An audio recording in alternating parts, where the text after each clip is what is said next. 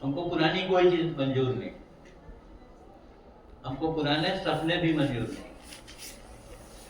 हम लोग अपने समय के नए सपने देखते हैं और उन सपनों को पूरा करने के लिए रास्ते ढूंढते हैं। इसलिए जो मंच है हमारा, जिसके आप सब साथी यहाँ जमा हैं, बहुत सारे हैं जो यहाँ नहीं आए हैं, उन सब लोगों को इस बात को ध्यान में रखना है कि हम क्या ढूंढ रहे हैं और क्या बनाना चाहते हैं।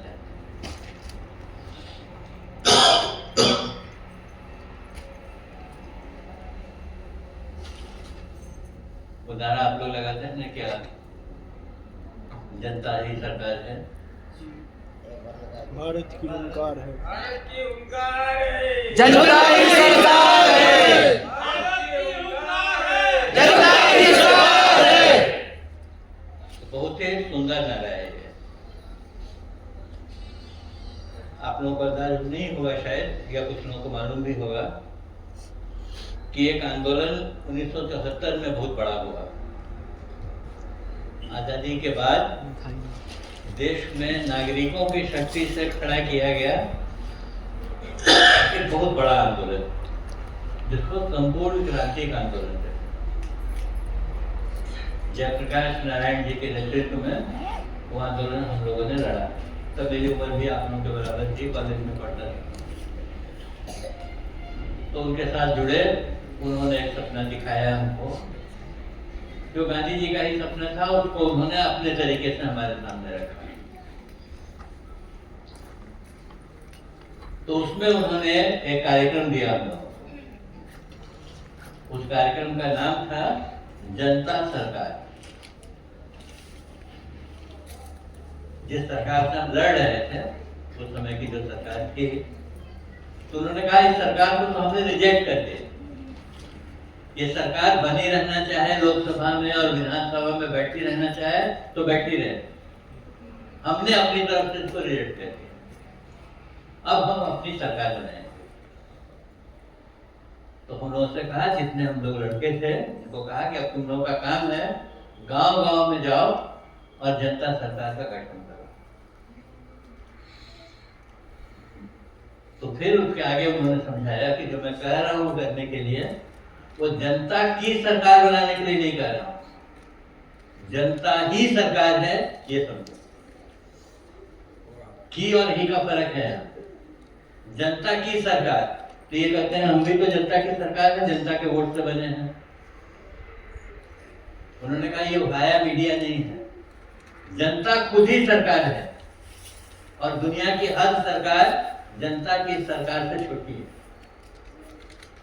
असल ताकत तो यहाँ पर है। तो जब आप नारा लगाते हो, ललकार है जनता की सरकार, जनता ही सरकार, तो आपको इस बात का ध्यान रखना चाहिए कि ये जो सरकार बनी हुई है, इस सरकार के जो जो लक्षण हैं वो हमारे अंदर नहीं होने चाहिए। तब तो हम कोई नई सरकार हैं, नहीं तो इसी खराब सरकार की कार्बन कॉपी बन जाएगी। इस सरकार में क्या क्या दिखता है? एक आदमी है जिसके पास पूरी पावर है, जो चाहता है वो होता है, जो कहता है कानून। ये बात हमारे मन में नहीं होनी चाहिए। हम ऐसा कोई पावर नहीं चाहते। इसका बहुत मन में हम लोगों के लोभ रहता है, आकर्षण होता है। हम जब कहते हैं हम सरकार, तो सोचते हैं ऐसी ताकत हमारे पास भी आ जाए। नहीं, ऐसी ताकत हमको चाहिए नहीं, क्योंकि ऐसी ताकत जिसके पास भी आएगी वो ऐसा ही बन जाएगा जैसे ये लोग। हम कैसी ताकत चाहते हैं? समूह की ताकत। गांव गांव में अगर जनता सरकार बन जाती है, गांव गांव अगर सरकार बन जाती है, तो ताकत कहां होगी? लोगों में बढ़ जाएगी। तब निर्णय कौन करेगा? एक आदमी निर्णय नहीं करेगा, पूरा गांव बैठेगा और बैठ करके समस्या पर विचार करेगा, विचार करके एक फैसला करेगा, और जो फैसला करेगा वो उस गांव के लिए लागू होगा। ऐसे व्यवस्था की हम कल्पना करते हैं। तो ये जो लोकतंत्र वोट के बक्से में या वोट की मशीन में बंद हो गया है, इसको मशीन से और बक्से से बाहर निकाल के हम लोगों में पहुंचा देते हैं। इसको कहते हैं डायरेक्ट डेमोक्रेसी। अभी डेमोक्रेसी कैसी है? हम लोग वोट डालते हैं और जो जीतता है वो हमारे नाम पर जाकर वहां बैठ जाता है। इनडायरेक्ट डेमोक्रेसी जितनी भी है, जैसी भी है, इसके बहुत सारे गुण वगैरह अवगुण वगैरह हैं, उसकी चर्चा अभी नहीं कर रहा। सीधे चरित्र से देखो अगर, इसके स्वभाव से देखो अगर, तो ये हमारे नाम पर शासन करने वालों की डेमोक्रेसी है। इसकी जगह हमको एक कदम और आगे जाना है और सीधे अपनी डेमोक्रेसी बनानी है, जहां हम खुद संचालन करेंगे। और याद रखिएगा, जब मैं हम कहते हैं तो मैं नहीं कर रहा हूं, हम करेंगे, यानी इसमें सामूहिकता का भाव है। ये जो लोकतंत्र आया है, ये वोट डालने वाला, ये लोकतंत्र भी पहले नहीं था, बड़ी मुश्किल से आया। पहले क्या होता था? एक राजा होता था, एक राजा, उसके मंत्री, उसका दरबार। राजा के दरबार में आप आकर अपनी फरियाद करते थे, अपनी शिकायत करते थे। राजा और उसके मंत्री लोग मिलके फैसला करते। राजा के बाद क्या होता था? तो उसका बेटा राजा बन जाता था। राजतंत्र तो विरासत से चलता था। राजा का बेटा राजा। और राजा कौन है? तो कहते थे भगवान ने भेजा है ना, भगवान का अवतार है राजा। राजा का बेटा राजा।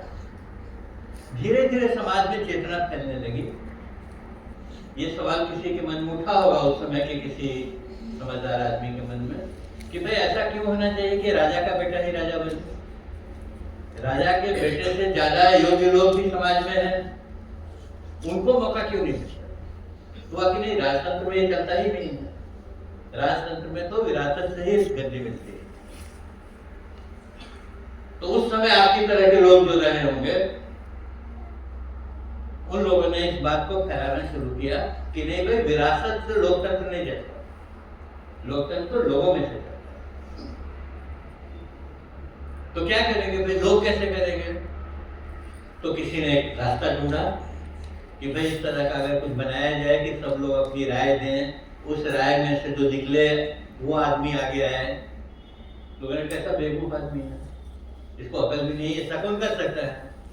ये तो बना हुआ सृष्टि का नियम है, राजा का बेटा राजा आराम से हो जाता है। चुनने उड़ने वाले कैसे होगा, चलेगा क्या ये तरीका? इतिहास अगर पढ़ेंगे आप तो करीब 100 साल तक की चर्चा है ये, 100 साल तक की लड़ाई है ये। जिस लड़ाई के बाद ये बात बदली कि नहीं भाई, चुनाव की कोई पद्धति निकालनी चाहिए, और तब पहली बार ये वोट डालने वाला रास्ता हम लोगों ने पकड़ा। तो एक कदम आगे बढ़े। ये जो रास्ता निकाला है, ये रास्ता फैलते फैलते सारी दुनिया में प्रचलित हो गया। अब बड़ा आसान लगता है, एक तारीख घोषित हो जाती है चुनाव आयोग की तरफ से, भाई यहाँ इस तारीख को वोट पड़ेगा, मशीन आ जाती है, हम लोग जाते हैं, लाइन लगा के बटन दबाते हैं, सब आराम से हो जाता है। आदत आ गई, समाज ने समझ लिया। अब पान की दुकान पर बैठा आदमी में पार्टी बना देता है, वो भी अपने 4 लोगों को खड़ा कर देता है। इतना आसान हो गया ये। कहने का मतलब यह है कि कोई भी नई चीज शुरू में तुमको लगती है कि मुश्किल हो, जब अभ्यास करने लगते हो तो वो चीज आसान बन जाती है, हम समझ जाते हैं। यही जीवन की हर चीज में लागू होता है। कहीं ऐसी मशीन बन जाएगी कि हम दूर बैठे हुए आदमी की आवाज यहाँ सुन सकते हैं। ऐसा कभी सोचा था? लेकिन विज्ञान ने बना दिया। धीरे धीरे एक रेडियो नाम की चीज आ गई, बटन घुमाते हैं, आवाज आ गई, आदमी बोल रहा है अमेरिका में बैठकर और हमें यहाँ सुन रहा है। फिर किसी के दिमाग में आया कि भाई सुनने से ही क्या है, देखना नहीं चाहिए, कौन बोल रहा है। तो विज्ञान एक कदम और आगे बढ़ा, उस रेडियो में तस्वीर जोड़ी, तो क्या हो गया, टेलीविजन बन गया। तो अब आवाज भी सुनते हैं और देखते भी हैं। इतना आसान हो गया। फिर कंप्यूटर आ गया, फिर उस कंप्यूटर को छोटा बना दिया और फोन में डाल दिया, जो हमारी जेब में आ गया। जो चीज पहले कहां कहां थी वो आज रोज हमारी जेब में रखी हुई है, हम घूम रहे हैं। उस फोन में अब क्या क्या चीजें शुरू हो गई कि तुमको दूसरी किसी चीज की जरूरत ही नहीं है। एक फोन है तो सारी दुनिया तुम्हारे पास। और आप देखोगे, आप भी अपने बारे में, अपने घर के बारे में सोचोगे तो उस फोन को आपको चलाना जितना आता है, आपके बच्चे को उससे ज्यादा आता है। मैं तो अपने फोन में जब नहीं समझ में आता कि क्या करें तो बेटे को कहता हूँ, देखो भैया क्या करना है, तो तुरंत बताता है ऐसा कर लीजिए, हो जाएगा। क्योंकि वो इस जमाने में पैदा हुआ। ये जो पूरी टेक्नोलॉजी है वो उसके बचपन की दोस्त है, हमारी तो बहुत बाद में होगी। ये सब इसीलिए कह रहा हूं कि आप ये समझो कि नई से नई चीज भी आदमी धीरे धीरे ग्रहण कर लेता है और फिर उस्ताद बन जाता है। तो जब हम ये कहते हैं कि भाई डायरेक्ट डेमोक्रेसी होनी चाहिए, लोग खुद बैठे और अपने गांव का फैसला करें, तो कोई कहता होगा ऐसा कहीं होता है क्या? एक राय तो कभी बनती ही नहीं। 4 लोग बैठते हैं तो 4 बातें करते हैं। आप कह रहे हो कि पूरा गांव बैठेगा और एक राय बनेगा, ये तो संभव ही नहीं, हो नहीं सकता। मैं भी जानता हूं कि इनको नहीं सकता, मुश्किल होता। लेकिन आज एक राय से पूरा शिविर तो चला दे रहा हूं। आप ऐसे बहुत सारे लोग होंगे जो कल तक एक दूसरे को जानते भी नहीं, लेकिन ये 4 दिन में ऐसी दोस्ती हो गई है कि लगता है कि भाई इनके साथ ही तो पैदा हुए। और तब यहाँ से एक निर्देश होता है, रातों रात इसको बदल के यहाँ ले आना है, और सब लोग जुट जाते हैं। सुबह किसी के चेहरे पर कोई निशान भी नहीं दिखता है, एक नई व्यवस्था खड़ी हो जाए। जिस बात की धुन लग जाए, जो बात समझ में आ जाए, उसकी लत लग जाए, उसकी सोच लग जाए, वो काम हो जाता है और धीरे धीरे समाज को सीख लेता है और वो काम करता है। ये मनुष्य के सीखने और करने का सामान्य तरीका है। इसीलिए किसी नई बात से घबराइए नहीं। कोई नई कल्पना रख दे तो ये मत सोचिए कि होगा कि नहीं होगा। अगर अपनी बुद्धि कहती है कि कल्पना अच्छी है, भाई बात तो है, बात है तो होगी। कौन करेगा? हम करें, क्योंकि हमको समझ में आई, हमको आई है, आपको भी आएगी।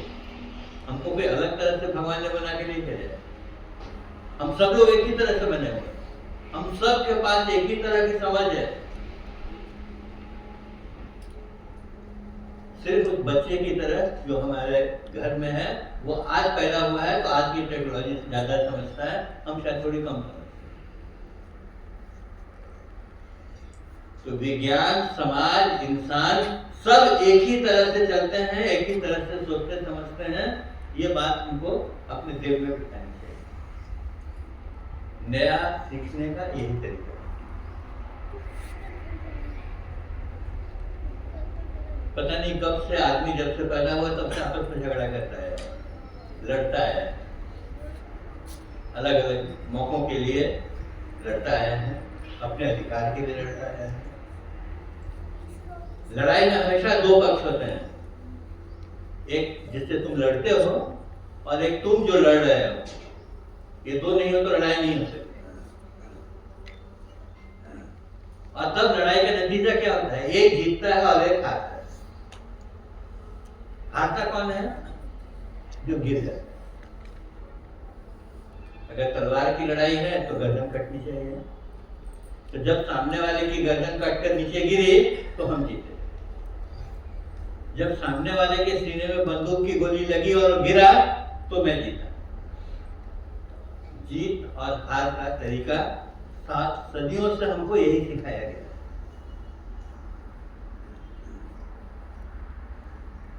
फिर हमारे ही बीच में से एक आदमी पैदा हुआ जिसके मन में यह सवाल खड़ा हुआ कि भाई लड़ाई में एक आदमी को मार देने का तरीका ही सब आखिरी है या कोई और भी तरीका हो सकता है जिसमें लड़ाई भी हो और मरे कोई नहीं। लोगों का कैसा बेवकूफ आदमी है। अरे लड़ाई होगी तो कोई तो मरेगा, नहीं मरेगा तो जीतेगा कैसे? उसने कहा नहीं ऐसा क्यों सोचते हो, ऐसा भी हो सकता है कि एक ऐसी तरह की लड़ाई हो जिसमें लड़ने वाले के साथ उसका हृदय परिवर्तन हो और तुम्हारे साथ आके खड़ा हो जाए, क्योंकि हम तुम ठीक कर रहे थे, ये लड़ाई तो बेकार की थी, मैं भी अब तुम्हारे साथ था। जो हमारी राय का नहीं है उसको अपनी राय का बनाना, इसको गांधी जी ने कहा यह अहिंसा है। हिंसा में क्या था, जो मेरी राय का नहीं उसको खत्म कर दे, उसकी कहानी खत्म करो क्योंकि वो मेरी राय का नहीं। गांधी जी ने कहा एक ऐसी लड़ाई लड़ते हैं जिसमें जो मेरी राय का नहीं है उसको अपनी राय का बना ले, उसको अपने साथ जोड़ ले। अकेले थे कल को 2 हो जाए ऐसी लड़ाई होनी चाहिए। तो सब लोगों ने कहा कैसा बेवकूफ आदमी है, ऐसा कभी हो नहीं सकता। लेकिन दक्षिण अफ्रीका में जहां से उन्होंने लड़ाई सीखी, जहां से उनको समझ में आया कि ऐसा कुछ करना चाहिए, उस लड़ाई को उन्होंने दक्षिण अफ्रीका में लड़ा।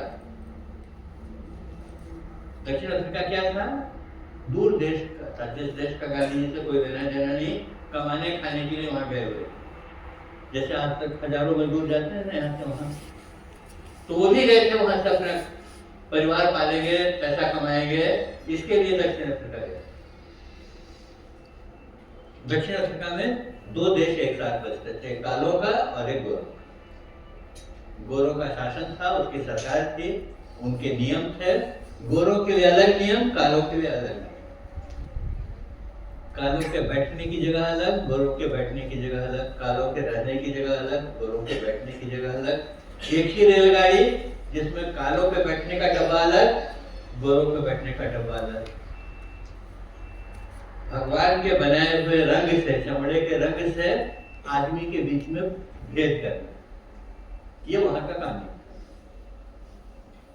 उसमें ये आदमी पहुंचा, लड़का, उम्र कितनी थी, 22 साल। 22 साल का एक नौजवान लड़का उस देश में पहुंचा जहां चमड़े के रंग से आदमी की लायकियत तय होती। पढ़े लिखे कितना हो उसकी जरूरत नहीं, कानून डिग्री कितनी है उसकी कोई पूछ नहीं, किस रंग के हो, गोरे हो तो अलग, काले हो तो अलग। हम सब लोग तो काले लोग हैं, पूरी एशिया की जो बिरादरी है वो काले चमड़े वाली। तो हमारे यहाँ से जो लोग वहां जाते थे मजदूरी वगैरह करने के लिए, सारे भारत के लोग वहां, अलग अलग राज्यों के आए हुए लोग वहां थे। यह लड़का भी काला ही था, इसको भी किसी घटना में इस चक्कर में पड़ना पड़ा कि काले हो तो यहाँ रहोगे। इसने कहा काले होने का क्या मतलब होता है, मैंने थोड़े खुद को काला बनाया, क्या तुमने खुद को गोरा बनाया क्या? ये तो रेस है, इसमें से काले गोरे बन जाते। लेकिन ये मानने को लोग तैयार नहीं थे, इस पर एक लड़ाई हो गई। उस लड़ाई में उस लड़के के मन में ये सवाल खड़ा हुआ कि यहाँ तो मेरा कोई नहीं है, मेरा देश भी नहीं, मेरी भाषा भी नहीं, मेरे धर्म के मानने वाले भी नहीं, कोई भी नहीं। यहाँ अगर कोई लड़ाई लड़नी हो तो कैसे लड़ी जाए, है ना? अपने लोगों के बीच में लड़ना आसान हो जाता है, फौज बनाना आसान हो जाता है, बाहर क्या फौज बनाना। लेकिन उसका कहना है कि लड़ना तो है और लड़ने के लिए हमको लोगों की जरूरत है, तो कैसे सबको जोड़े? तो उसने एक मंच बनाया, जैसे आपने ये मंच बनाया है, जैसे आपने ये मुहिम चलाई है, वैसा ही एक मंच उसने भी खड़ा किया और वहां पर उस मंच पर उसने एशिया से गए हुए सारे काले लोगों को जमा किया और कहा कि इतने अपमान की जिंदगी जीते हैं हम लोग यहाँ, हमको अपने रंग के कारण हम लोगों को सेकेंड कैटेगरी का बना देते हैं, हम लड़ेंगे और अपना अधिकार जीतेंगे। तो लड़ेंगे कैसे? तो लड़ना तो इसी तरीका से ना, हथियार से लड़ते हैं, हथियार तो था ही नहीं। तो जब हथियार नहीं हो तब लड़े कि नहीं लड़े? जब तक हथियार नहीं हो तब तक सारा अपमान सर झुका के सहते रहे। उसने कहा नहीं, इसकी जरूरत नहीं। उसने कहा एक बात तुमको समझ में आती है, हथियार कौन चलाता है? भाई बंदूक होगी तो आदमी होगा तभी तो बंदूक चलेगी। बंदूक अपने आप तो चलती नहीं है, तुम हाथ में उठाते हो, गोली चलाते हो। उसने कहा कि जो हाथ उठाने वाला, बंदूक उठाने वाला आदमी है, अगर इसी को हथियार बना दें तो कैसा रहेगा? दूसरे किसी हथियार की जरूरत नहीं, आदमी ही हथियार है। वो आदमी समझदार होना चाहिए, उस आदमी को जानकारी होनी चाहिए, उसमें हिम्मत होनी चाहिए, उसको दिशा मालूम होनी चाहिए, कहाँ जाना है, उसको मालूम होना चाहिए क्या बनाना है, वही हथियार काम करे। यहाँ से गांधी जी ने एक ऐसी चीज निकाली जो मनुष्य जाति को कभी मालूम ही नहीं। इससे पहले ये हथियार किसी के पास था नहीं। एक नया हथियार आ गया हमारे साथ। क्या हथियार आ गया? हम खुद ही हथियार। हम संकल्पवान मनुष्य एक हथियार है।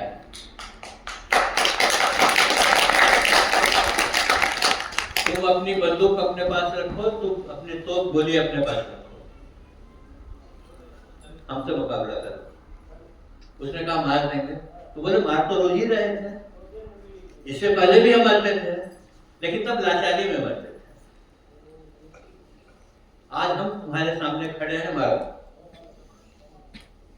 कितनों को मार सकते? तो मरना जो है वो लाचारी में नहीं, आत्म स्वाभिमान का प्रतीक बन गया। उनका जेल से डराते हो कि जेल में डाल देंगे? तुम क्या डराते हो? हम खुद जेल में आते हैं, खोलो दरवाजा, कितने लोगों को रख सकते हो? तो जेल में इतने लोगों को पहुंचा दिया उन्होंने कि सरकार के पास रखने के लिए जेल नहीं रखी। जेल का डर खत्म हो गया। जेल में तुम किसी को रखते हो तो उसको रखना पड़ता है, खिलाना पड़ता है, कपड़ा पहनाना पड़ता है। कितने लोगों को कौन सरकार पहना सकती है? मीठे मीठे कितने लोगों को खिलाओगे? तो आदमी के अंदर डर जिन जिन बातों का रहता है, वो डर निकाला उन्होंने। पुलिस से डरते हैं, है ना? एक पुलिस आ गई तो कांप जाते हैं भीतर से। पुलिस आ गई, उन्होंने कहा ये पुलिस क्या करती है? मारती है। तो मारने के लिए तो हम तैयार खड़े हैं, तुमको खोज के मारने की जरूरत नहीं, हम सामने हैं, मारो। दो को मारोगे, चार को मारोगे।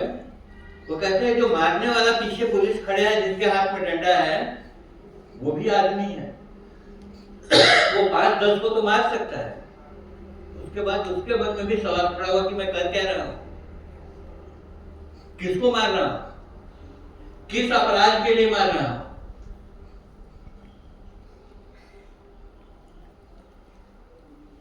बंदूक की गोली जो चलाता है, आदमियों को भूल देता है। कहानियां पढ़ते हैं कि जो बंदूक की गोली चला के आदमी को मार देता है, उसके मन में भी पश्चाताप पैदा होता है, किया क्या है।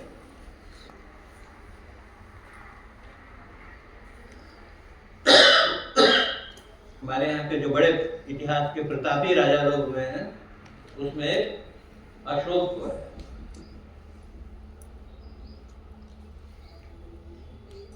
अशोक इतना क्रूर, इतना बदमिजाज, इतना खराब राजा था कि उसको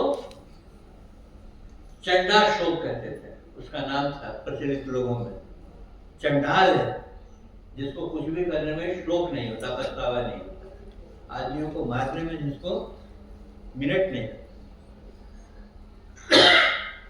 तो राज्य जीतता था उस समय, तो राजशाही में लोग राज्य जीतते थे। हर छोटे बड़े राज्य पर हमला करता था, मारता था, उसको अपने राज्य में मिला लेता था। मारते मारते उड़ीसा तक पहुंच गया। वहां कलिंग नाम का एक राज्य था जिसको उसको कब्जा करना। ये सब इतिहास में पढ़िएगा, ये कहानी नहीं कह रहा। कलिंग छोटा सा राज्य था, राजा कमजोर था, एक छोटा राजा था। राजा ने अपने लोगों को बुलाकर कहा, देखो अशोक हमला करने आया है, इसका मुकाबला सिर्फ जान देकर किया है, इसको हम हरा नहीं सके, इसके पास बहुत बड़ी फौज है, बहुत हथियार है, इसका मुकाबला करने के लिए हिम्मत चाहिए। जबरदस्त लड़ाई थी। कहते हैं कि 2 दिन तक अशोक की सेना की तलवारें गर्दन काटते काटते थक गई, इतनी गर्दनें कटी, और तब जाके कलिंग परास्त हुआ, हार गया। सारा कलिंग शमशान में बदल गया। तब राजा की सवारी निकली, जीत गया। अपने जीते हुए साम्राज्य को देखने के लिए घोड़े पर बैठकर निकला, रथ पर बैठकर आधी दूरी तक गया। उसके बाद अचानक उसके हाथ से तलवार छूट गई। उसने कहा, ये 2 दिन क्या किया हमने? हर तरफ कटी हुई लाश पड़ी है, हर तरफ कटी हुई गर्दन पड़ी है, खून पड़ा है, गिद्ध नोच कर खाए हैं आदमियों को। यही 2 दिन में जीता मैंने। ये क्या जीत? जिनको जीतने आया था वो तो मर गए, उनको तो मैंने खत्म कर दिया। अब ये जीत करके भी मैं क्या करूंगा? क्या मिलेगा इसमें मुझको? ये प्रश्न किसके मन में उठ रहा है? अशोक के मन में उठ रहा है, जो काट रहा था। और उस दिन उसने रथ पर ही प्रतिज्ञा की कि आज से लड़ना बंद कर। ये मनुष्य का काम नहीं। और उस दिन जो अशोक ने तलवार छोड़ी, उसके बाद वो बुद्ध का शिष्य बन गया। अपने देश में बौद्ध धर्म के प्रचार करने वाले राजाओं में अशोक पहले नंबर पर आता है। अशोक स्तंभ शायद आपके यहाँ भी कहीं होगा बना हुआ। देश में जगह जगह उसने बुद्ध के प्रवचनों को लिख करके स्तंभ बनाया कि हर कोई इस प्रवचन को समझे। तो एक इतना बड़ा क्रूर राजा अपने ही किए हुए कारनामों से पछतावा करके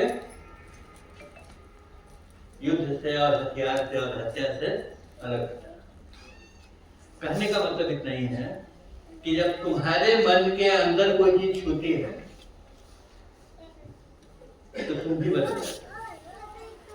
गांधी जी कहते हैं अत्याचार करने वाले जो लोग हैं, जो कुछ समय अपने को बहुत बलशाली समझते हैं बस हम ही तो हैं जिसके कारण ये धरती टिकी हुई, वो लोग भी जब परिस्थिति के सामने खड़े होते हैं तो उनका भी मन बदलता है। हमारी लड़ाई जो है, जिसको गांधी जी ने अहिंसा कहा, वो लोगों के मन को बदलने की लड़ाई है। तो जो अत्याचारी है उसका भी मन बदलेगा। आज हम अत्याचार के शिकार होते हैं, सर झुका लेते हैं। वो कहते हैं अरे शिकार होते सर को झुकाते हो, सर कटाने के लिए तैयार हो जाओ, देखो काटने वाला थक जाएगा। यही बात तो महाभारत भी बताता है हमको। महाभारत की कहानी क्या है? जब 18 दिन का युद्ध खत्म हुआ और पांडव जीत गए, तब युधिष्ठिर कहता है कि जीत करके क्या मिला मुझको? मेरा सारा परिवार खत्म हो गया, मेरे सारे नाते रिश्ते खत्म हो गए, उनको मैंने ही मारा। अब मेरा कोई चाचा ताऊ भतीजा बचा नहीं। मेरे 100 भाई थे करो, वो सब भी मार दिए। अब ये मुर्दों का शहर मुझको मिला है जिसको कल राजा में बनूंगा। उसने कहा कि व्यर्थ हो गया। लड़ाई के बाद कुछ सुख मिले तब तो लड़ाई का मतलब है। जिस लड़ाई में से विनाश निकले उसका क्या मतलब? तो राजपाट छोड़ करके पांचों पांडव कहाँ चले गए? स्वर्ग पे, यानी दुनिया से विदा। यानी उतनी बड़ी लड़ाई के बाद भी तुम्हारे हाथ में बचा कुछ भी नहीं। गांधी कहते हैं पहले ही सावधान हो जाओ। इतना विनाश करने के बाद क्यों सोचते हो? विनाश करने से पहले थोड़ा सोच लो कि सब कुछ खत्म करके अगर हाथ में आया भी तो क्या है। तो अहिंसा कोई बहुत बड़ा सिद्धांत तो धर्म नहीं है, बहुत जटिल बात नहीं है जिनको समझने में बड़ी मुश्किल रहती है। बस इतना ही कहते हैं वो कि जो सारी बातें लाचार होकर रहते हो, सर उठा के एक बार उसका मुकाबला करो। लाचारी से अपमान निकलता है, मुकाबला करने से बहादुरी निकलती है।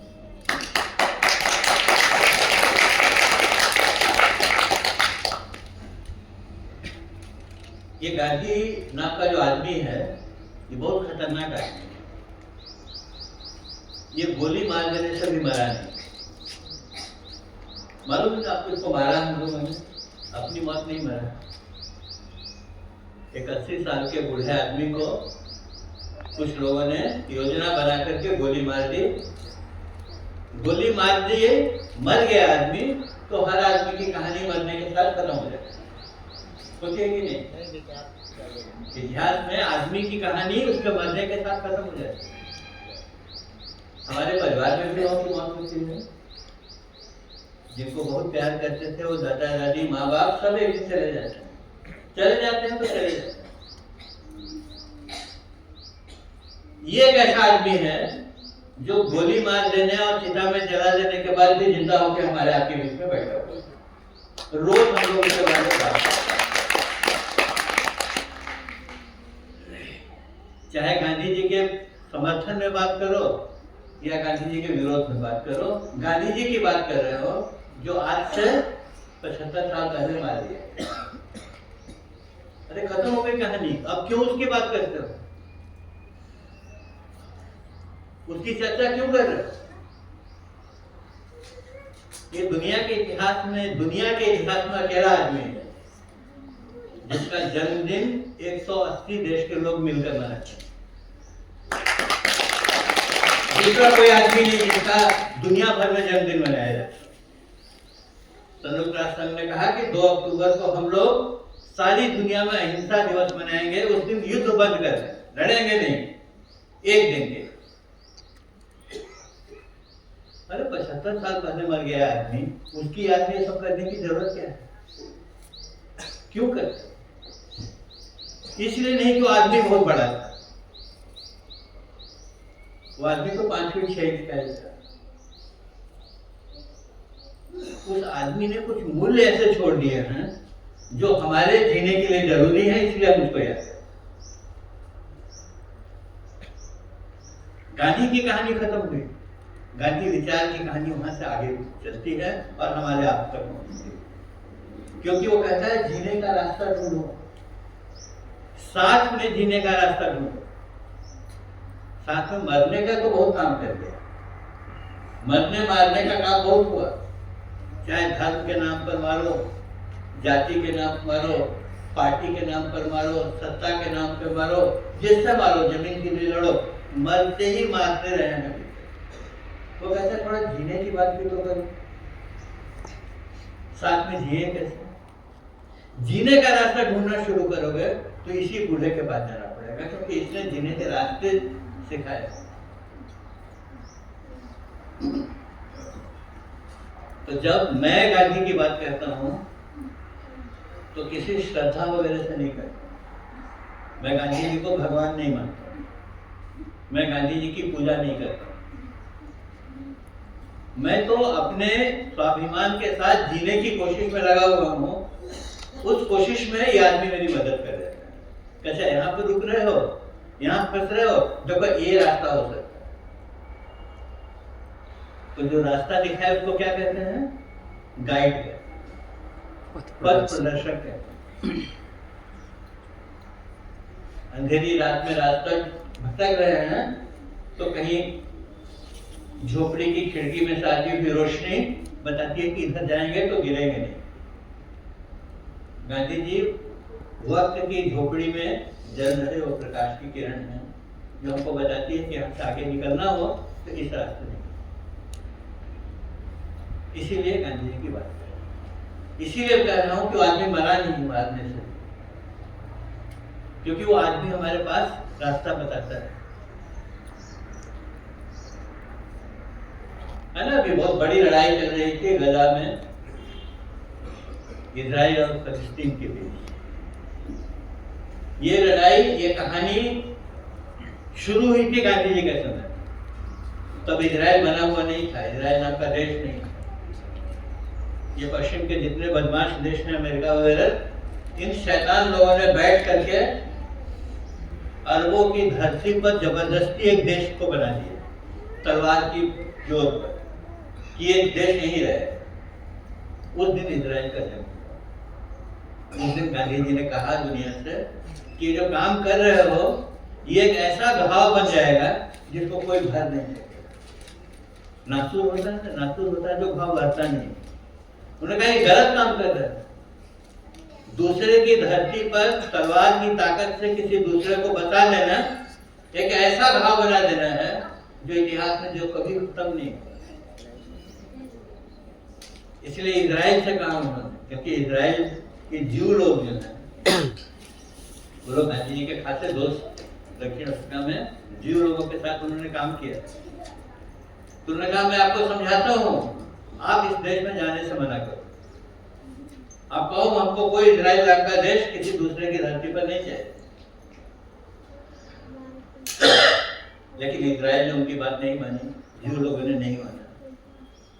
गांधी जी ने अरबों से कहा ये जो कर रहे हैं इसके खिलाफ सत्याग्रह करो, एक इंच भी धरती अपनी खाली मत करो, मर जाओ लेकिन जमीन नहीं छोड़ो, क्योंकि अपनी जमीन पर हम किसी को जबरदस्ती आने नहीं देंगे।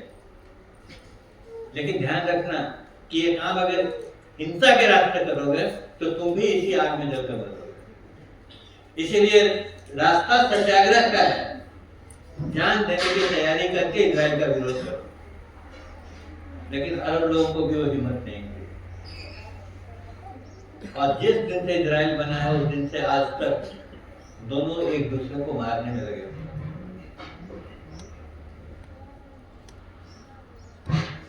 ये जो लड़ाई हो रही थी, जो आज युद्ध विराम हुआ है ऊपर ऊपर का, 2-4 दिन के लिए शायद युद्ध बंद हुआ है, वहां भी लोग कह रहे हैं कि वो जो गांधी जी की बात नहीं मानी उस समय हम लोगों ने, उसी का फल आज हमको मिलता है। यानी उनको भी समझ में आता है कि इसमें से निकलने का रास्ता तो इसी आदमी ने बताया। इन लोगों को यहाँ पर बसने दिया यही करते हो, तो बसने से रोकना था, और रोकने का तरीका गांधी ने कहा लड़ना मत, सत्याग्रह करो, हटना मत अपनी जगह से। आज उस घाव को हम लोग झेल रहे हैं। ये गांधी जी का मतलब है। तो गांधी जी के सामने भी वो सारे सवाल थे जो आज आपके सामने हैं, हमारे सामने हैं। वो तो आजादी की लड़ाई लड़ रहे थे, तो हम लोग गुलाम थे।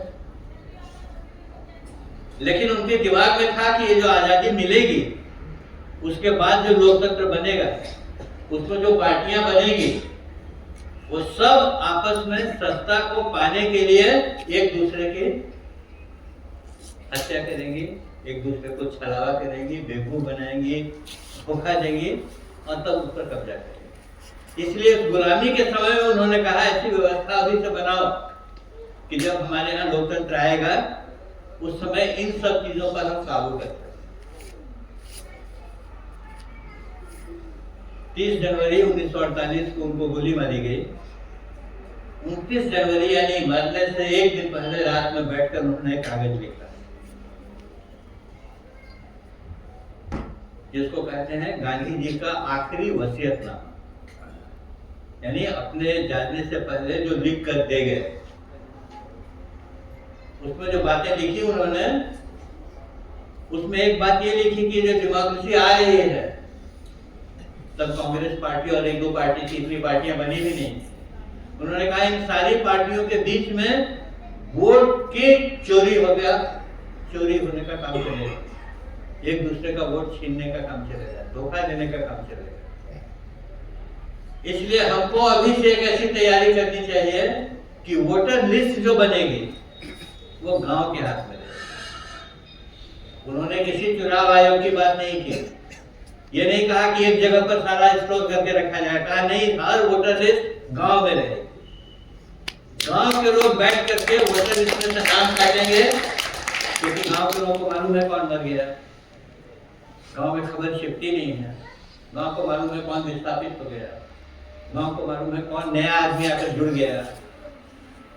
तो गांव में बैठकर लोगों के, गलत लोगों के नाम काटना, मृतकों के नाम काटना, नए लोगों के नाम जोड़ना, ये ट्रांसपेरेंट तरीके से हो सकता है। गांव में गड़बड़ करोगे दूसरा पकड़ लेगा, क्योंकि गांव है 200 लोगों की आबादी है, 200 की लिस्ट तुमको संभाल के रखनी है। वो कहते हैं कि जब चुनाव आएगा उस समय गांव की जो लिस्ट है वही लिस्ट फाइनल मानी जाएगी, उसी को लेकर चुनाव आयोग वोटिंग कराएगा। ये बात कब कह रहे हैं? 1948 में मरने से एक दिन पहले, मारे जाने से एक दिन पहले। तब तो हमको पता भी नहीं था कि ऐसा कुछ हो सकता है। तब तो हमको अंदाज भी नहीं था कि वोट की ऐसी लूट होगी, किसी राहुल गांधी को वोट चोरी की बात करके लोगों के बीच में जाना पड़ेगा, मालूम ही नहीं। उस आदमी को देख रहा है कि जिस रास्ते जा रहे हो इसमें ये भी पड़ाव आने वाला है, इसलिए अभी से सावधान होकर इसकी व्यवस्था बनाओ। तो कल मैंने आपसे कहा था ना कि उन्होंने कहा था कि 7 लाख गांव के लिए 7 लाख जिंदा शहीद चाहिए। वो जो शहीद वो सोच रहे थे, उसको एक काम ये भी दिया कि तुम्हारा ये काम है कि वोटर लिस्ट को हमेशा रिन्यू करो, साफ करो और तैयार करके रखो। लेकिन पथ प्रदर्शक है, बताता है कैसे जाओगे। लोकतंत्र की यात्रा में ये सब पड़ाव आने वाले हैं, इसको कैसे पार करो। तो अगर उस रास्ते को समझकर हम लोगों ने पहले से थोड़ी तैयारी की होती तो आज बहुत सारी समस्या जो दिख रही है वो हल कर देते हैं। समस्या तो आएगी क्योंकि इंसान है, समस्या से डरना नहीं है, समस्या रोज नई नई पैदा होती है। समस्या को हल करने वाले लोग भी रोज रोज पैदा होने चाहिए, तभी तो मामला आगे बढ़ता है ना। कपड़ा है तो फटेगा, इसलिए कपड़ा सिलने वाला आदमी होना चाहिए, क्योंकि कपड़ा तो है फटने ही वाला है। सिलाई वाला आदमी अगर समाज में होगा तो हर फटे कपड़े को सिल सकता है, नया कपड़ा बना दे सकता है। हम लोग पुराने कपड़ों की सिलाई करने वाले और नए कपड़े बनाने वाले लोग हैं। हम किसी पार्टी के नहीं हैं। अगर हमारी कोई पार्टी है तो हम खुद हैं। हम अपने मन के सही विचारों की पार्टी को सपोर्ट करते हैं, इसीलिए हम भी बदलते रहते हैं। हमारे सामने भी नए नए सवाल खड़े होते रहते हैं, उसका हम भी नया नया जवाब ढूंढते रहते हैं। यही गांधी जी की ऐतिहासिक भूमिका है। गांधी जी के बारे में बहुत सारी बातें प्रचारित की जाती हैं कि जो फोन लेकर आप बैठे हुए हो, इस फोन का काम ही है गलत बातों का प्रचार। वो उसका काम करे, लेकिन ये मैं जानता हूँ कि जितने फोन है उससे ज्यादा आदमी है दुनिया में, आदमी से ज्यादा फोन नहीं है। तो फोन अगर गलत बात का प्रचार करता है तो आदमी सही बात का प्रचार करना शुरू करे, फोन हार जाए। लेकिन दिक्कत क्या होती है, हम लोग फोन देखते हैं और गलत बात को आगे बढ़ा देते हैं। आप लोग नियम बनाओ, कोई भी चीज फॉरवर्ड नहीं करनी। फॉरवर्ड करने का बटन ही इस्तेमाल नहीं करना है, क्योंकि उसमें 90% गलत बातें हो रही है।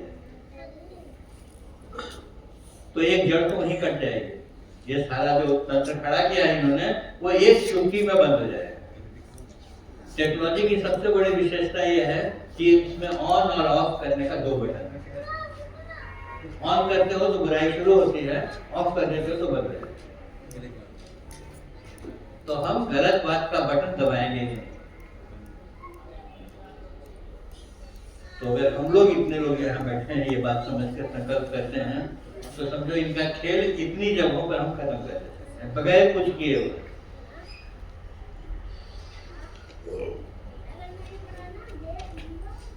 हमारा देश जो है बहुत विविधता का देश है। बहुत अलग अलग तरह के लोग यहाँ रहते हैं, बहुत अलग अलग तरह की मान्यताएं यहाँ रहती हैं। मैं हमेशा कहता हूं कि दुनिया का ये अकेला देश है जिसमें दुनिया भर के सारे धर्म रहते हैं। कोई धर्म बचा हुआ नहीं है जो हमारे देश में नहीं है। और फिर भी हम लोग दुनिया की सबसे पुरानी सभ्यता में गिने जाते हैं। तो यूरोप वाला कहता है कि भाई एक देश जो है उसका एक धर्म होना चाहिए। इसीलिए आप देखोगे यूरोप जो है मोटे तौर पे ईसाई लोगों का देश, एक ही धर्म मानते हैं। अरब की तरफ देखोगे तो अरब लोगों का एक ही धर्म है, इस्लाम को मानते हैं। क्योंकि लोग कहते हैं कि भाई एक देश बनेगा तो उसका एक धर्म होना चाहिए। कई धर्म का देश कैसे होता है? हम कहते हैं भाई जरा हमको भी देखो, हम लोग तुमसे भी पहले से हैं दुनिया में, और हमारे यहाँ सभी तरह के धर्म हैं, और हम लोग साथ में रहते हैं, हजारों साल से साथ में रहते हैं। यानी कोई विज्ञान ऐसा भी है जो इतने सारे लोगों को साथ रहना सिखाता है। कैसे रहेंगे? टकरा जाते हैं, कभी उनकी बात से हमको चोट लगती है, कभी इनकी बात से हमको चोट लग जाती है। एक ही नियम मन में बना के रखो, जिससे दूसरे को चोट लगे वो बात करनी नहीं, बस बात खत्म हो गई। इतना आसान फॉर्मूला है, क्योंकि सबसे बड़ा इंसान से बड़ा कोई धर्म नहीं। अगर इंसानियत सबसे बड़ा धर्म है तो उसका बुनियादी नियम है कि जिससे दूसरे को तकलीफ होगी वो काम करना है, वो बात बोलना नहीं, वो व्यवहार करना नहीं। इतना अगर सीख लिया तो सब लोग साथ में रहने। धर्म क्या चीज है? संभाल कर चलने की कला को धर्म है। किसी चीज को संभाल लेना, धारण कर लेना धर्म है।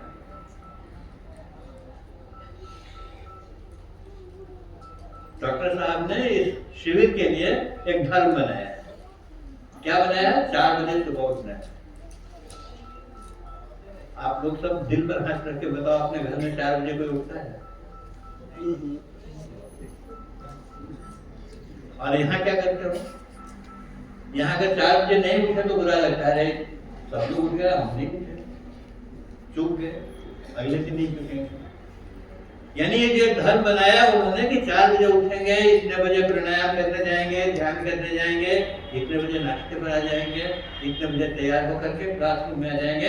ये धर्म का अगर पालन नहीं करेंगे तो ये शिविर चल ही नहीं सकता।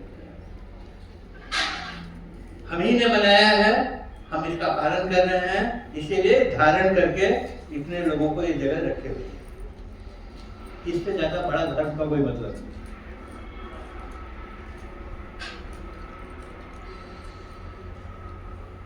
आज तो लोग हैं तो व्यवस्था चल रही है, आप बता रहे हैं और हम लोग चल रहे हैं। लेकिन 5 लाख लोग होंगे तब क्या करेंगे? तब कुछ और व्यवस्था सोचेंगे, कुछ और तरीका ढूंढेंगे, क्योंकि 5 लाख लोगों को संभालना है अपने को। तो उस समय जब 5 लाख लोगों को संभालने की व्यवस्था सोचेंगे तो आज की व्यवस्था से थोड़ी भिन्न व्यवस्था बनेगी, वो एक नया धर्म। तो अपने वक्त के समाज को संभालने के लिए बनाई हुई व्यवस्था को धर्म कहते हैं।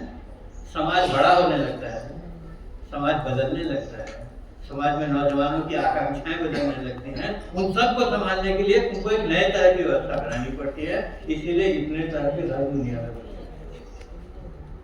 ये धर्म भगवान ने नहीं बनाया है, खुदा ने नहीं बनाया है, ऊपर से नहीं पैदा हुए हैं, नीचे से नहीं निकले हैं, विष्णु के नाकों से भी नहीं। ये सब यहाँ से नहीं, आदमी की समझ में से पैदा हुआ। किस बात के लिए? आदमियों को संभाल कर रखने के लिए। इसीलिए दुनिया का हर धर्म सच्चा धर्म है और हर धर्म का आदर करना अपना काम है, क्योंकि उसने भी एक समय हमको संभाला है। कहते हैं हम लोग कृष्ण की 2 माँ। एक माँ ने कृष्ण को जन्म दिया था, क्या नाम था? देवी। और एक माँ ने कृष्ण को पाला, क्या नाम था? यशोदा। यशोदा। एक आदमी की 2 माँ, और दोनों माँ को कृष्ण उतना ही प्यार करते हैं जितना जन्म देने वाले को करते हैं, उतना ही जीवन देने वाले को। एक ही धर्म है, उसने कभी मुझको पाला है, कभी तुमको पाला है, कभी इसको संभाला है, कभी उसको संभाला है। सारे धर्म दुनिया के सच्चे हैं, अच्छे इरादे से बनाए हुए हैं और दुनिया को, समाज को संभालने के लिए। हम बदलते जाते हैं तो व्यवस्थाएं बदलती है। इतना तो साधारण है धर्म को समझना। हम लोगों ने इतना विकराल बना दिया है कि एक दूसरे से डर लगता है। डरते इसलिए हैं कि इंसान से डरते, डरते इसलिए है कि उसके पीछे नंबर जुड़ा हुआ है, कितने लोग हैं जो इसको मानते हैं। हम क्या कर रहे हैं, नई नई बातें मानते हैं। पुरानी बातों में चिपके मत रहो, नई बातें सोचो। नई बातें सोचोगे तो रोज नए बनते जाओ। पुरानी बातें सोचते हैं तो जड़ में, तो पुराने तर्क से एक दूसरे को गिराने की कोशिश। मैंने कहा किसी को गिराना नहीं। एक सफर में निकलते हो, एक स्टेशन आता है, आगे निकल जाते हो दूसरा स्टेशन है।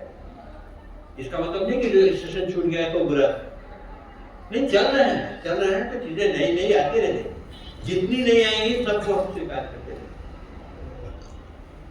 इसका नाम गांधी है। उन्होंने अपने वक्त में जितनी नई नई बातें उनको सूझती गई, उसको बताते गए और आगे बढ़ते गए। जब गोली खाई तो हम लोगों के लिए एक नया समाज का सपना छोड़ गए। देखना इसको भी शायद ऐसा समाज तुम लोगों को भी अच्छा लगे तो बनाना है, नहीं लगे तो तुम जानो, वो तो है नहीं रहने के लिए। तो गांधी जी का मतलब है नएपन को, नए तरीके को, नई समझ को समझना और उस दिशा में आगे बढ़ना। अब इसमें बहुत सारी बातें आती हैं, उनकी लंबी चर्चा करना अभी उपयुक्त नहीं है, समय नहीं है, लेकिन मैं चाहता हूं कि इसको आप लोग समझें। हम बोलते कैसे हैं, ये भी इसमें शामिल है। हम नारा कैसा लगाते हैं, ये भी इसमें शामिल है। मिल के रहेंगे साथ में, तो घुसा कभी मिलाता है किसी को? घुसा तो मारने के लिए होता है ना। तो जब कहते हो मिल के रहेंगे साथ में, तो तुम्हारा एक्शन भी मिलने वाला होना चाहिए, तुम्हारे चेहरे पर प्यार का भाव होना चाहिए। बात समझ रहे हैं ना? हर चीज का लॉजिक है, हर चीज के पीछे कोई तर्क है। तुमको देखकर किसी आदमी को समझ में आना चाहिए कि ये जनता सरकार वाला आदमी है। ये किसी दूसरे के जीप पर खड़े होकर के देश का नेता कैसा हो, फलाने जैसा हो, ये नारा नहीं लगेगा। मैं किसी एमएलए के पीछे घूमने वाला आदमी नहीं। यहाँ पे वार्ड का प्रतिनिधि आ जाता है तो हम लोग उसके पीछे पीछे दौड़ने लगते। वो आदमी जनता सरकार नहीं बना। जनता सरकार जो बनाएगा हमेशा इस स्वाभिमान में रहेगा कि सरकार हमें, तुम कौन?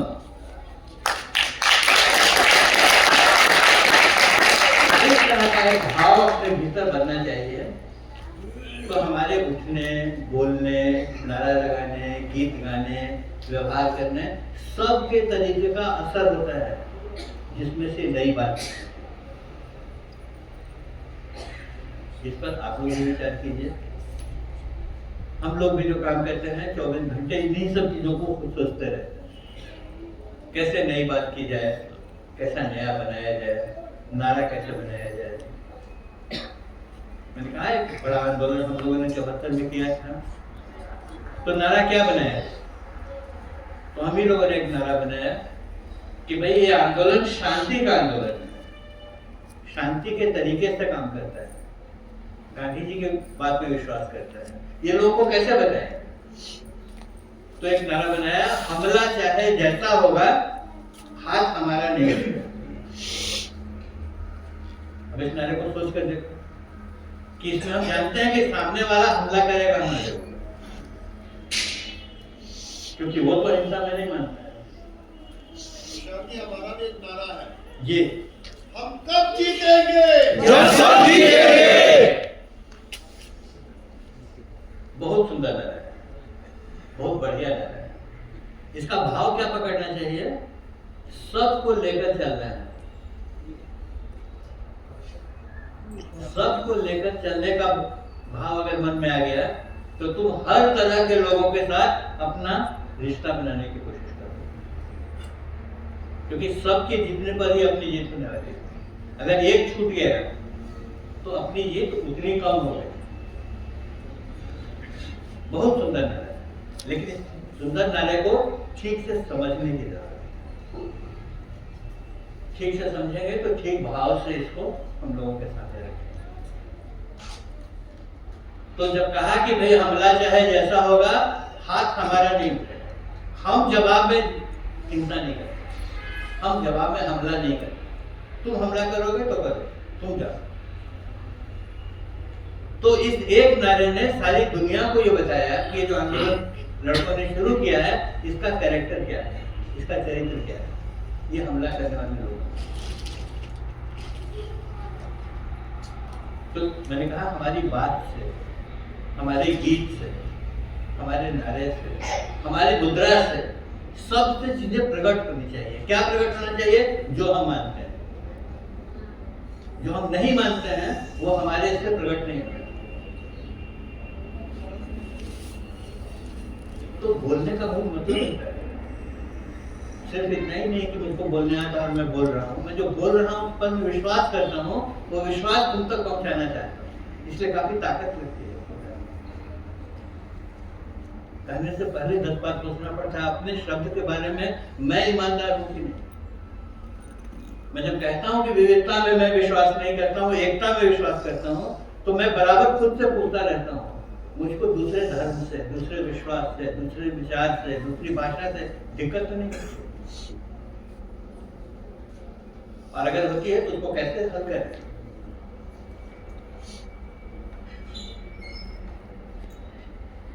तो ये सारा जो शील है, ये अपने जीवन में उतरता है तो हम ज्यादा प्रभावशाली होते हैं। कल मैंने आखिरी बात कही थी, वही बात करके खत्म करता हूँ कि तलवार जो है उस पर धार अच्छी नहीं चढ़ती। तलवार पर धार ऐसी होनी चाहिए कि लगाया तो गर्दन कट जाए। वो तलवार लेके क्यों घूमते हो जिसमें कोई धार ही नहीं है? हम सब लोग अपने विश्वास की तलवार में हमारी धार को मजबूत बनानी, यानी इस विचार को ठीक से समझना है। तुम विचार को ठीक से समझे हो कि नहीं, इसकी भी एक कसौटी है कि तुम विचार दूसरे को समझा सकते हो। जिसको तुम समझा नहीं सकोगे वो तुम समझे भी नहीं। तो खुद पर कितना काम करते हैं? तलवार मांझनी है तो पढ़ाई होनी चाहिए, सुनाई होनी चाहिए। सुनना भी एक गुण है।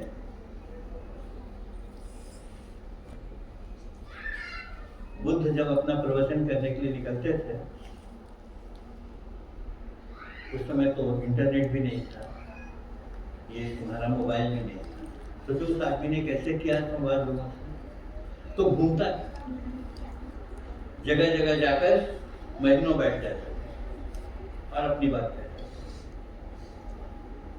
तो श्रावस्ती नाम की नगर में वो पहुंचे।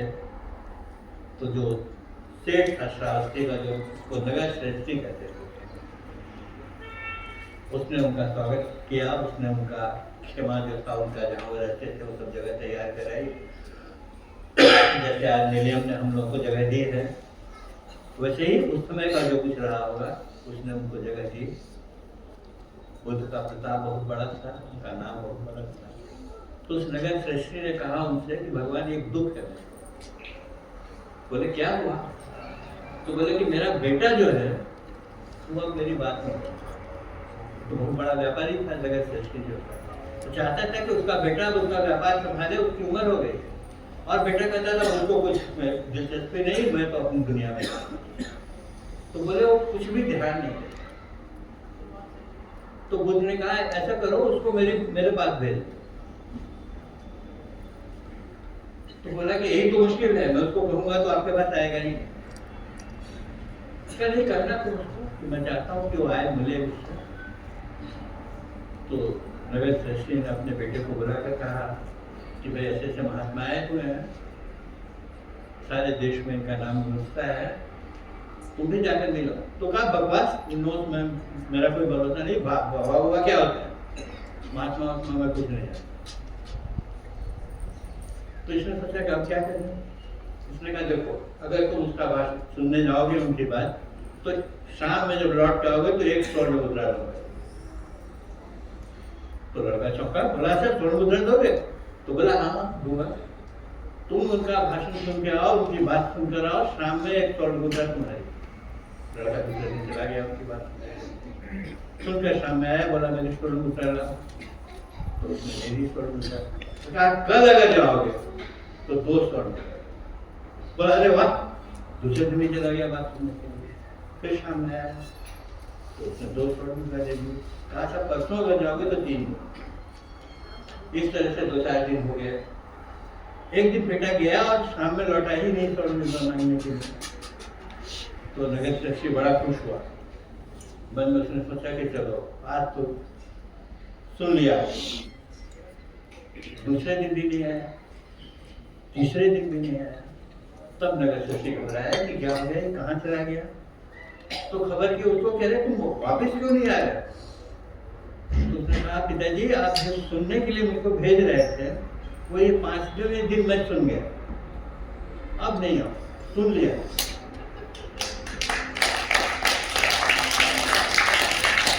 दोस्तों ये सुनना जो है ये भी एक कला है।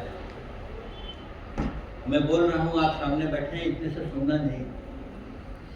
जब आप अपना मन खोलकर बैठते हो कि जो कह रहे हैं कि एक बात मेरे भीतर जानी चाहिए, जाने के बाद मैं रिजेक्ट भी करूंगा, स्वीकार भी करूंगा, वो मेरा अधिकार है। लेकिन इनको सुनने के लिए तो मैं खुल कर बैठा हूँ, सब पुरानी बातें भूल कर बैठा हूँ। क्या कह रहे हैं मैं सुनना चाहता हूँ। सुनना एक बहुत बड़ी कला है। वो जो लड़का था जिसने बुद्ध की बात सुन ली, वो बुद्ध के बड़े शिष्यों में एक हो गया। उसका नाम ही है अश्रुत पूर्व, यानी जैसा पहले किसी ने सुना ही नहीं ऐसा सुनने वाला, अश्रुत पूर्व। तो सुनना जो है ये बहुत बड़ी चीज है, उसको सीखना पड़ता है, उसके लिए अपने को तैयार करना। तो आप सब लोग जो मेरी बात सुन रहे हैं उनको 100% अधिकार है मेरी एक बात को मना कर देने कि भाई इसको हम मानते नहीं हैं।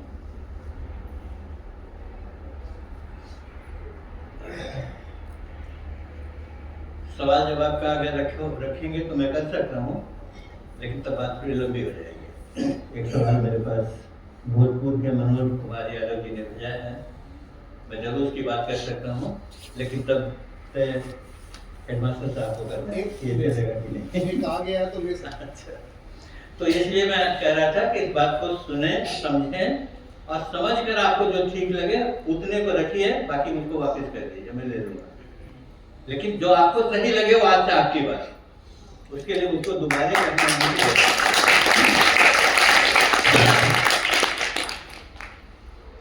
मनोज जी ने जो सवाल पूछा है, कहाँ है मनोज जी? अच्छा, मनोज जी ने सवाल पूछा है कि 1948 में गांधी जी की हत्या के बाद उनके साथ के सबसे करीबी नेहरू जी इनके विचारों को क्यों नहीं बढ़ने दिया। प्रकाश है, अब तो ना गांधी जी है ना नेहरू जी है। मैं गांधी जी की तरफ से भी नहीं बोल सकता हूँ और नेहरू जी की तरफ से भी नहीं बोल सकता। मैं जो समझता हूँ वो बताता हूँ। ठीक यही बात जो अभी मैं आपसे कह रहा है, ठीक यही बात जवाहरलाल नेहरू से भी मैं कहूँगा कि आप सुने ही नहीं। गांधी जी ने जो कहा वो सुना नहीं, आपने सिर्फ उनके सामने बैठे रहे। सुनने के लिए जो तैयारी होनी चाहिए थी वो जवाहरलाल नेहरू की नहीं। करीब होने का मतलब करीब बैठना नहीं होता, करीब होने का मतलब विचार के नजदीक जाना। तो सिर्फ जवाहरलाल नेहरू का नाम क्यों लिखा मनोज जी ने, और भी सब लोगों के नाम लिखे थे, साथी भी लिखा, ठीक है, साथी भी लिखा। तो गांधी जी को तो बहुत सारे साथी थे ना उस समय। पहली पंक्ति के लोग देखिएगा तो सरदार वल्लभ भाई पटेल थे, जवाहरलाल नेहरू थे, राजेंद्र प्रसाद थे, मौलाना आजाद थे, आचार्य कृपलानी थे, और बहुत सारे। इन सब लोगों से पूछना चाहिए कि भाई जिस आदमी के इतने नजदीक बैठते थे, रात दिन साथ में थे, उसको सुना क्यों नहीं? और सुना तो ऐसी देश कैसे बन गया? अगर सुने होते, नाम लेके कहूं तो अच्छा नहीं लगता है, लेकिन फिर भी कहता हूं, अगर राजेंद्र बाबू ने गांधी जी को सुना होता तो 300 कमरे के बाहर में जाकर रहते थे, क्योंकि गांधी तो झोपड़ी में रहते थे, झोपड़ी में रहते ही नहीं थे, सबको कह दिया था। आजादी से पहले कहा था कि जो राष्ट्रपति भवन है जिसमें वायसराय रहता है 400 कमरे का, ये आजाद भारत में हॉस्पिटल बना दिया जाएगा। इतने में कोई आदमी थोड़ी रह सकता है, ये सार्वजनिक हॉस्पिटल बन जाएगा, 400 कमरों का अस्पताल है। ये जानते हुए भी राजेंद्र बाबू उसमें जाकर रहे और पूरे 10 साल तक। उसके बाद हर राष्ट्रपति वहीं जाकर रहता है। ये द्रौपदी मुर्मू भी वहीं रहती हैं, जो आदिवासी समाज से हैं, जिस समाज में एकदम छोटे से घर की कल्पना है, क्योंकि सत्ता का घर कहीं बड़ा होता है, सत्ता की तामझाम अलग होती है। हर आदमी को उसी की आकांक्षा है, आपको नहीं होनी चाहिए। इसीलिए मैंने उस समय कहा, हमारी जनता सरकार और सरकार की कल्पना अलग है, वो सरकार नहीं जो आज की है। तो किसी ने नहीं सुना तो ऐसी हालत में लगे। इसमें उन बेचारों का दोष भी नहीं है, क्योंकि सुनने की कला नहीं थी उनके पास। कला तो हर कुछ सीखते सीखते आती है ना। तो जवाहरलाल नेहरू हो या उनके सब लोग हो, किसी ने ठीक से सुना नहीं तो उसकी कीमत आज हम लोग अदा कर रहे हैं। लेकिन अदा कर रहे हैं यानी लाचार नहीं है, हम सुनकर आगे बढ़ने की कोशिश कर रहे हैं, हम नई दिशा में आगे बढ़ रहे हैं। बाधा जो आएगी वो भी देखना।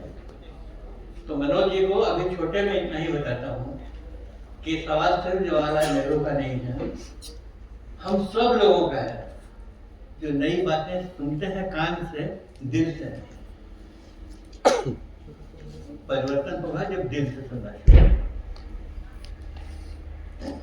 बस अभी इतनी ही बात है। इधर से भी बोलिए। हाँ बोलिए।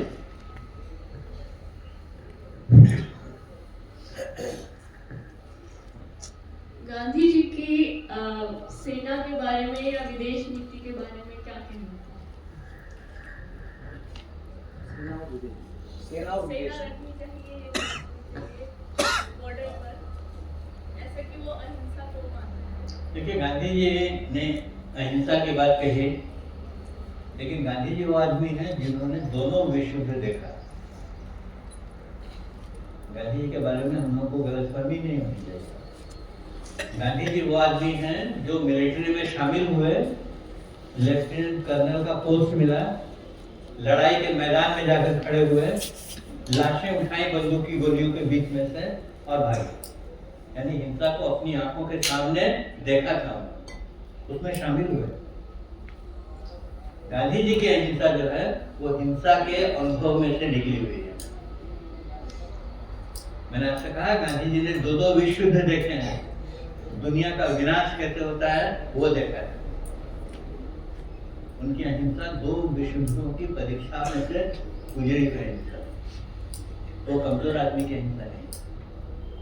लेकिन गांधी जी एक प्रैक्टिकल आदमी है, वो आजादी की लड़ाई लड़ रहे हैं, ये जानते हुए भी कि अंग्रेजों को हटाने के बाद भी गुलामी हो सकती है, जैसी गुलामी हमारी हो गई है, उसका भी रास्ता करूंगा। लेकिन पहले तो इनको हटाना है, ये बाहर के लोग आकर हमारे सरपंच में बैठे हैं। तो प्रैक्टिकल आदमी, इसीलिए कोई पूछता है उनसे, गांधी जी के आखिरी दिनों के समय में पाकिस्तान ने पहला हमला किया हमारे ऊपर कश्मीर लेने के लिए,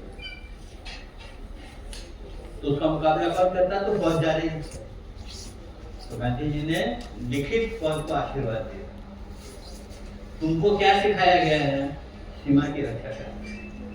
तुम केला खाने के लिए नहीं रखा गया, जाओ और उनका मुकाबला करो, निकाल बात। ये गांधी जी की अहिंसा है। उन्होंने कहा कि मैं जिस अहिंसा की बात कर रहा हूँ उसमें मैं अभी वहां नहीं पहुंचा हूँ कि बाहरी हमले का मुकाबला कैसे किया, मैं खोज रहा हूँ। खोजूंगा तो दुनिया के सामने रखूंगा कि इस रास्ते का मुकाबला होना चाहिए। आज नहीं है तो आज मैं नहीं कर रहा हूँ कि फौज न जाए, जाए फौज, मुकाबला करे उसका। लेकिन तुम सोच के देखो कि अगर दुनिया भर के देशों की रक्षा फौज से ही होनी है, तब साथ में रहना कैसे सीखा हूं? फौज का तो विकास हुआ, हमारा विकास हुआ क्या? हमको एक ऐसी परिस्थिति बनानी है जिसमें कोई दूसरा मुल्क दूसरे मुल्क पर हमला ही न करे। हमला क्यों करते हैं? साम्राज्य बढ़ाने के लिए करते हैं। हमला क्यों करते हैं? उनके रिसोर्सेज, उनके संसाधनों पर कब्जा करने के लिए करते हैं। ये असमानता अगर खत्म होगी दुनिया से, हम लोग एक दूसरे की मदद करना सीखेंगे तो एक दूसरे पर हमला करने की जरूरत नहीं पड़ेगी, तब शायद फौज की जरूरत नहीं पड़ेगी। लेकिन तब तक, जब तक है तब तक तो फौज है। फौज है तो फौज को अपना काम करना चाहिए, फौज को अलर्ट रहना चाहिए, फौज के पास संसाधन होने चाहिए, लेकिन पागल की तरह नहीं कि दुनिया अपने नागरिकों का पेट काट करके हम बम बनाएंगे। सब बेवकूफ है। हम समझदार कब कहलाएंगे? जब उतनी फौज हम रखेंगे और उतनी फौज की तैयारी रखेंगे जितनी अपनी सुरक्षा के लिए जरूरी है। बम अपनी सुरक्षा के लिए जरूरी नहीं, बम सुरक्षा करने की चीज ही नहीं है, बम विनाश करने की चीज। जब बम गिरता है तो उसका जहर ये नहीं देखता है कि हिंदुस्तानी है कि पाकिस्तानी है, वो दोनों तरफ एक ही तरह से लोग को मार देता है। तो कहते हैं ना, शिव भगवान जब अपना तीसरा नेत्र खोलते हैं तो विश्व भस्म हो जाता है। वो तीसरा नेत्र बचाने का हथियार नहीं, विनाश करने का हथियार, उसकी जरूरत नहीं है। तो फौज की, हथियार की, सबकी मर्यादा है। मर्यादा क्यों है? क्योंकि आदमी सबसे बड़ा है। तो सीमा के पार वो मरे या हम मरे, मरता तो आदमी ही है और आदमी को बचाना है। इसलिए साथ रहने के तरीके ढूंढने हैं। हम चाहे यहाँ से कितनी भी भाषणबाजी करें, पाकिस्तान नक्शे पर जहां है वही रहेगा। पाकिस्तान के लोग मस्जिदों में जाकर जितना भी अजान करें, हिंदुस्तान जहां है वही रहेगा। तो क्या करना पड़ेगा? हिंदुस्तान पाकिस्तान को पड़ोस में रहना सीखना पड़ेगा, क्योंकि पड़ोस तुम्हारे कारण से बदलता नहीं है, पड़ोस तुमको बना बनाया मिलता है। देश भी बने बनाए मिलते हैं। तो जिस देश के पड़ोस में हो उसके साथ रहने का रास्ता ढूंढो। पाकिस्तान को भी हिंदुस्तान के साथ रहने का रास्ता ढूंढना पड़ेगा। वो कुछ भी कर ले, हम हिलने वाले नहीं हैं। तो गांधी जी कहते हैं कि ठीक है, कुछ मतभेद हैं आपस के, लेकिन रास्ता तो ढूंढना पड़ेगा। तो विदेश नीति जो अपोज नहीं थी, तो गांधी जी तो कोई सरकार में थे नहीं, उनको विदेश नीति बनाने का मौका मिलता है। और आज़ादी के बाद 5 महीने के अंदर तो हम लोगों ने उनकी कहानी ही खत्म कर दी। ये तो बाद में शायद और भी नई बातें हम लोग को समझ में आती। आप जानते हैं गांधी जी विभाजन के विरोधी थे। वो नहीं चाहते कि देश टूटे और पाकिस्तान बने, लेकिन बन गया। वो कहानी लंबी है, वो कहानी भी जाननी चाहिए अपने को, क्या क्या हुआ था, लेकिन बन गया। लोगों ने कहा गांधी जी तो हार गए, क्योंकि उन्होंने कहा था देश नहीं टूटेगा, टूट गया। गांधी जी 30 जनवरी को गोली खाने से पहले जो काम कर रहे थे, उसमें एक काम ये कर रहे थे कि अपने 2 साथियों को उन्होंने पाकिस्तान जिन्ना से मिलने के लिए भेजा। और क्या कहने के लिए भेजा? कहा कि जाकर जिन्ना को बताओ कि मैं फलानी तारीख को हिंदुस्तान से हिंदुओं की टीम लेकर के पाकिस्तान आ रहा हूं, और पाकिस्तान आने में मैंने तो भारत सरकार से पासपोर्ट मांगूंगा और न पाकिस्तान सरकार से वीसा मांगूंगा। बिना वीसा और पासपोर्ट के मैं पाकिस्तान आ रहा हूँ। जवाहरलाल चाहे तो मुझको भारत में गिरफ्तार कर ले, जिन्ना चाहे तो मुझको पाकिस्तान में गिरफ्तार कर। 2 देशों में 2 देश हैं, इनकी पहचान क्या होती है कि तुमको जाने से पहले अपने देश से परमिशन लेनी पड़ती है कि हम देश छोड़ सकते हैं, और जिस देश जा रहे हैं उनसे परमिशन लेनी पड़ती है कि हम आ सकते हैं।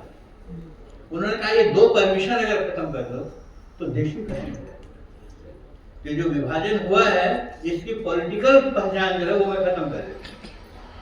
और जब मैं पाकिस्तान से लौटूंगा तो मुसलमानों की एक बड़ी टीम लेकर मैं भारत आऊंगा। जिसको जो करना है वो करें।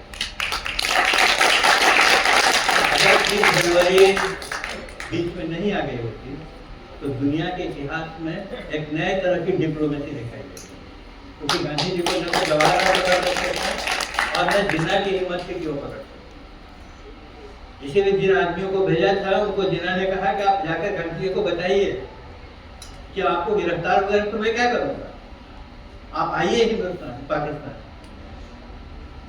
सिर्फ एक ही शर्त मेरी है कि पाकिस्तान में आप हमारी सुरक्षा घेरे के बाहर मत जाइए, क्योंकि अगर पाकिस्तान की धरती पर आपको कुछ हो गया, किसी पागल ने कुछ कर दिया, तो इस देश को जलने से मैं बचा नहीं सकता। यानी वो जानते थे कि पाकिस्तान में भी गांधी जी का इतना गहरा असर है कि अगर उनको वहां मार दिया गया तो देश में आग लग जाएगा। तो अच्छा हुआ कि हम लोगों ने ही मार दिया, पाकिस्तान बेचारे को एक नहीं करना पड़ा। ये गांधी जी की दृष्टि है दो देशों के बीच के रिश्ते के बारे में, ये गांधी की दृष्टि है फौज पुलिस के बारे में, राष्ट्रीय सुरक्षा के बारे में। इसमें गांधी जी कहीं भी अस्पष्ट नहीं है, बिल्कुल साफ में आईने की तरह कि वो कहाँ खड़े। बस अभी तो इतनी कहता हूँ।